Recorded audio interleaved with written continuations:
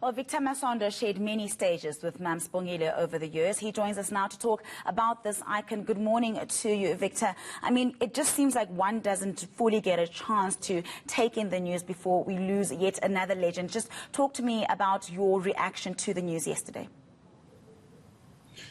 Yeah, it's been a roller coaster of just, news come to try to take a breath, another come, and it's been really I'm just kind of like numb, maybe that's the word. I just don't know how to respond yet. It's almost like a cascade of things, and that's just quite a blow to hear this yesterday.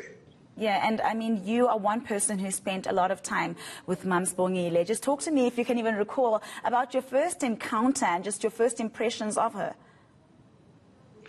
I met her, it was late 88, and when we were still rehearsing at a place in Dobsonville. And, at that time, I was just introduced to this great singer. And of course, I've known about the family, and especially because the whole family is a musical family.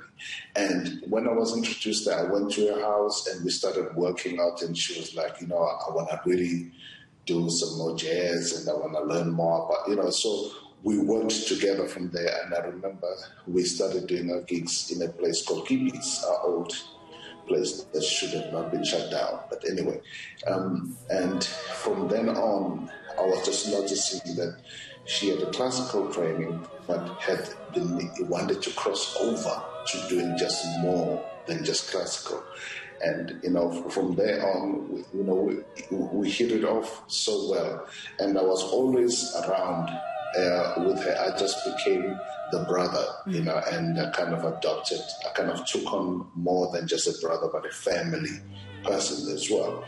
And so from then on, it was just like, here's this gifted singer, but it was just more than that. We became, it's just human first before it was music.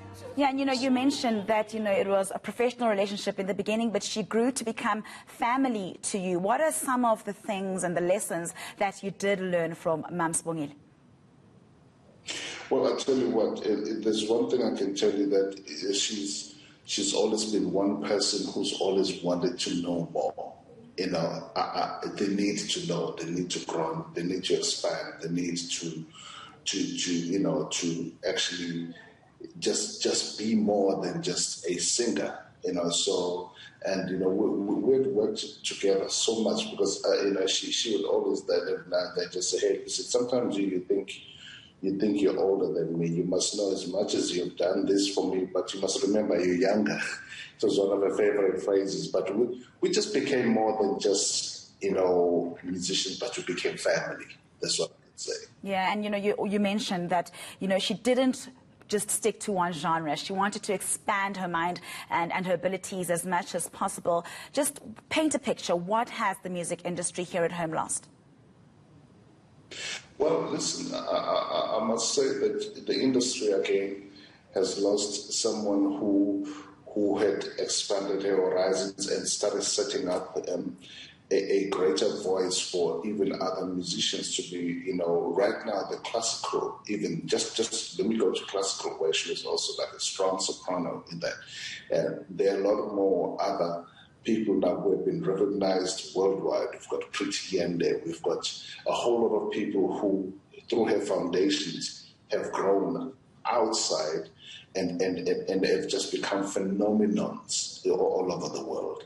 So, and also here in South Africa, she tried to reach out to as many, of the younger generation as well, to try and just spread and kind of show a panoramic vision of what music should be all about. So that is, in a nutshell, it's just the thing about what it was almost like she wants more. It's always about more. Yeah. And, and then South Africa has lost again another voice that has always echoed somewhere without trying to be commercial, without trying to be anything, but just trying to be her. And it's so, it's a big loss. She was human. She had her faults as well. We must just always remember, sometimes we forget that. But she was always fault trying to go forward as opposed to something that drags people backwards.